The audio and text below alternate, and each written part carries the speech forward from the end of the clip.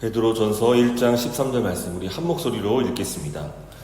그러므로 너희 마음의 허리를 동이고 근신하여 예수 그리스도께서 나타나실 때에 너희에게 가져다 주실 은혜를 온전히 바랄지어다.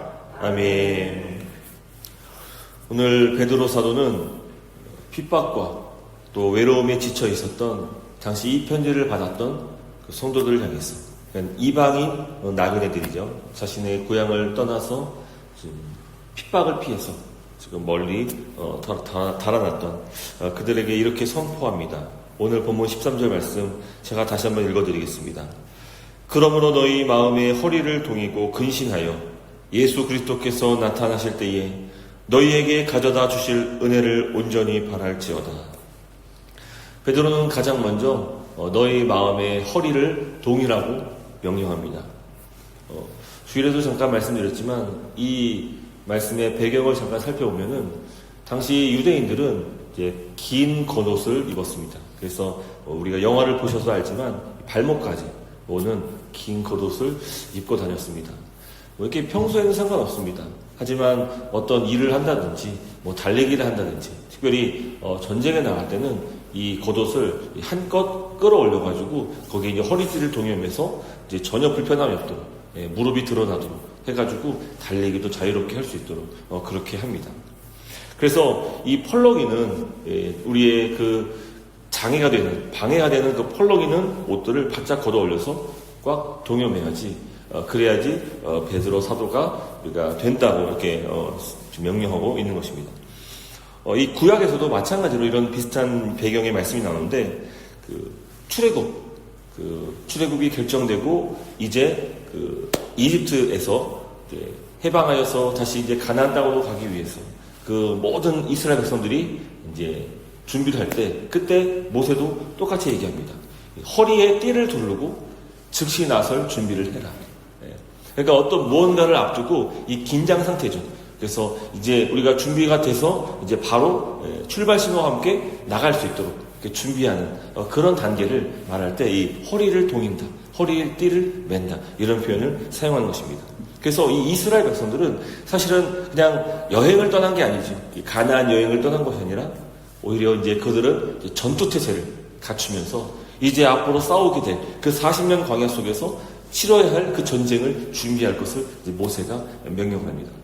그래서 이 이스라엘 백성들이 이제 출애굽 인원을 셀 때 그때 장정만 60만이라고 합니다. 그래서 아이들, 노인들 다 포함하면은 200만이 훌쩍 넘을 것이다. 이렇게 예측을 하는데 왜 장정만 60만 명을 이제 계수했느냐? 바로 전쟁에 참석할 수 있는 이 전쟁에 참가할 수 있는 그 병력 인원들을 숫자를 파악하기 위해서 이 숫자를 파악했던 게 60만이었던 겁니다. 그러니까 전투태세인 것이죠. 오늘 말씀도 마찬가지입니다. 우리가 장차 오실 예수님을 준비하고 그분을 소망한다 했을 때는 아무것도 안 하고 그냥 내가 일상에 그냥 똑같이 살면은 그냥 주님 언젠간 오시겠지. 이런 태도가 아니라는 것을 오늘 말해주는 것이죠. 우리는 두 가지의 시대를 삽니다. 하나는 오늘을 살아요. 또 하나는 영원한 세대를 또 동시에 살아가는 겁니다. 우리는 이 땅에서 육신의 몸을 입고 살면서 언젠가는 죽게 될 것입니다. 하지만 그 죽음 다음에 영원한 세계, 모든 온전한 육신을 입고 살아가는 그 영원한 시대가 있는 것이죠. 그래서 두 시대를 함께 살아가는 거예요. 지금은 동시에 함께 그 시대가 공존하는 것이죠.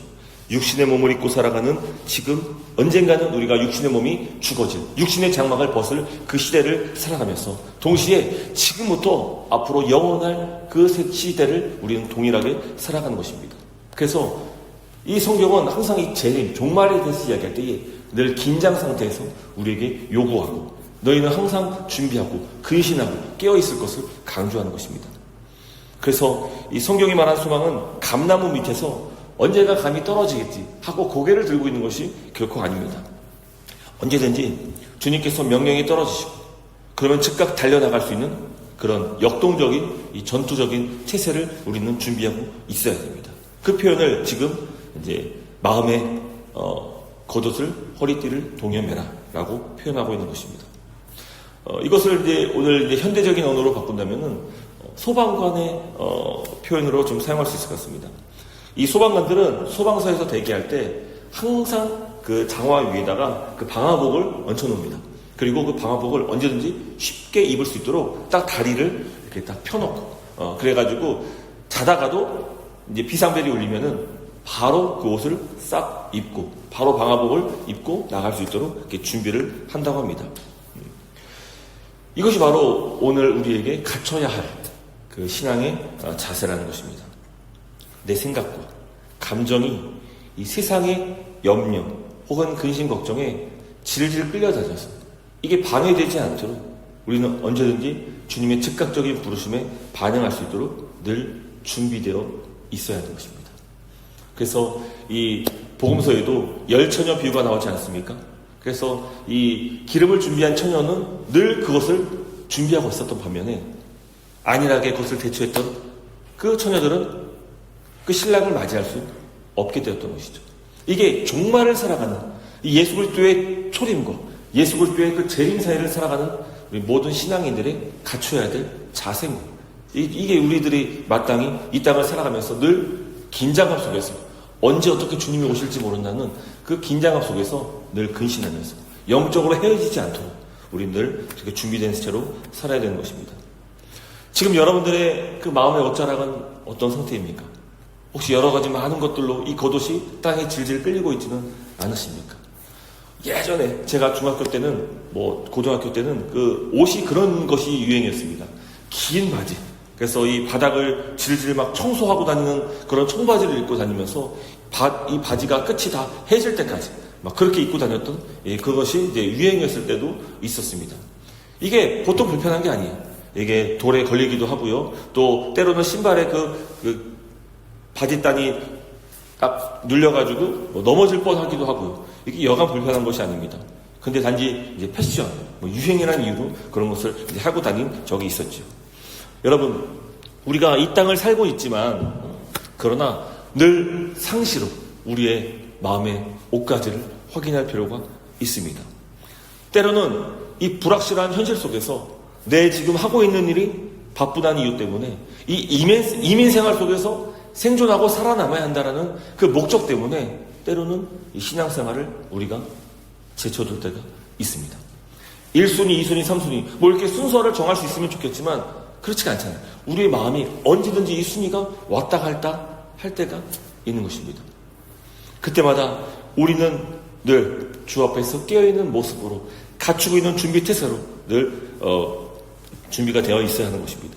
그래서 때로는 우리가 너무 이 세상, 우리 삶에 몰입하다 보면은 나도 모르는 사이에 이 세상 것들로 인해서 염려, 근심, 걱정 이것 때문에 요새 젊은 사람들, 특별히 현대인들이 대부분 다 갖고 있는 그런 정신적인 질병이 뭡니까? 이 마음의 질병들, 우울증, 잠 못 이루고 혹은 공황, 기타 등등 조울증, 조증 여러 가지 많은 현대적인 어떤 심리학적인 그런 증세들이 나타나는 경우들이 있습니다. 그래서 수면제를 먹어야지, 복용해야지만 잠을 이룰 수 있고 수면제를 잘 처방해주지 않으니까 약국에서 수면 유도제를 구입해서 그걸 다량으로 복용하면서 겨우 잠을 자는 그런 현대인들이 많이 있습니다. 저도 좀 그런 것 같습니다. 여러 가지 많이 생각이 있고 고민이 있으면은 잠 못 이룰 때가 종종 있게 됩니다. 그때 잠 못 이루면은 그 다음날 전체가 사실은 이 바이오리듬이 깨지면서 이 하루를 일과를 보냈는데 이제 불편함을 겪기도 하는 것이죠. 근데 우리의 영적인 마음이 딱 그럴 수 있다는 것입니다. 너무 이 세상에 살아가는 모든 일에 전심하고 있을 때에 내 뒤를 돌아보지 않은 채 늘 깨어있는 그 준비를 갖추지 못하고 있을 때 우리는 언제든지 나의 그 세상의 옷자락에 걸려서 넘어질 수 있게 되는 것입니다. 부디 바라고 나가되 오늘 이 하루를 시작하는 이 새벽에 우리의 마음을 짓누르고 있는 그 염려, 또 근심, 걱정 이와 같은 여러 가지 옷자락이 있다면은 함께 기도하면서 이 모든 것을 다 단단히 묶으시기를 주님 이름으로 축복합니다. 그래서 우리가 근신하고 깨어있으라 라고 할 때에 그때 우리에게 가장 필요한 우리 신앙의 경건의 모습이 무엇일까 라고 했을 때 역시 지나치게 강조해도 모자람이 없는 우리는 늘 깨어서 기도해야 되는 줄 믿습니다. 그래서 이 기도만이 사실은 오늘 내 삶을 지탱해주고 오늘 내가 유혹받거나 미혹받지 않도록 나를 지켜주는 것입니다. 그래서 특별히 이 첫 시간을 주 앞에 깨워서 이 새벽에 나와 이렇게 하루를 시작하는 것은 우리의 마음에 늘 준비되어 있는 그 전적 태세를 갖추고 있다는 어떻게 보면 이 야성인 것이죠. 이 하루를 일과를 놓치게 되면은 사실 우리의 일상에서 기도할 수 있는 시간을 잡기가 쉽지가 않습니다. 저도 마찬가지. 저도 목회자고 저도 주일을 한다면서도 이 새벽을 깨워서 기도하는 시간을 놓쳐버리면 하루의 일과에 기도하지 못할 때가 정말 많이 있습니다. 그때마다 우리는 늘 깨워서 이 영적인 야성을 회복시켜서 이 새벽을 깨우면서 하루의 첫 시간을 주님께 올려드릴 수 있는 그런 저와 여러분 될 수 있기를 간절히 소망하는 바입니다. 말씀 맺도록 하겠습니다. 앞서 말씀드렸듯이 소망은 가만히 입 벌리고 기다리는 것이 아닙니다. 항상 앞을 향해서 달려나갈 준비를 맞춘 전투 태세가 갖춰져야 됩니다. 그래서 오늘 우리의 마음에 짓누르고 있는 그 수많은 걱정들, 이게 무엇인지를 한번 기도하면서, 오늘 이 시간 기도하면서 그 걱정, 근심, 염려들을 한번 주님께 내려놓을 수 있기를 간절히 바랍니다. 그래서 반동 땅에서 우리가 살아갈 때에 단순히 여기서 우리가 생존을 위해서 살아가는 것이 아니라 하나님께서 뜻하신 바대로 우리를 이곳에 보내셔서 주의 일을 준비시키시고 또 그 준비가 이루어지고 나면은 명령하실 때가 있습니다. 그것을 우리는 믿음으로 언제든지 순종하며 반응할 수 있어야 됩니다. 우리가 잠시라도 깨어있지 못하다면은 그 주님의 말씀이 떨어졌을 때 우리가 망설이게 될 수 있습니다. 또 흔들리게 될 수가 있습니다. 정말 언제는 정말 젊은 또 성령으로 충만하고 기도 많이 했을 때는 언제 주님께서 나를 부르시면 주님 내가 여기 있습니다. 나를 써주소서 라고 했던 그 마음이 있었지만 이게 어느 순간 점점 마음의 옷가지들이 땅에 질질 끌리면서 나도 모르는 사이에 그 주의 말씀이 딱 떨어졌을 때 그걸 분별하지 못하고 여전히 자녀들, 세상, 비즈니스, 생업 여기에 가로막힐 때가 있다는 것이죠.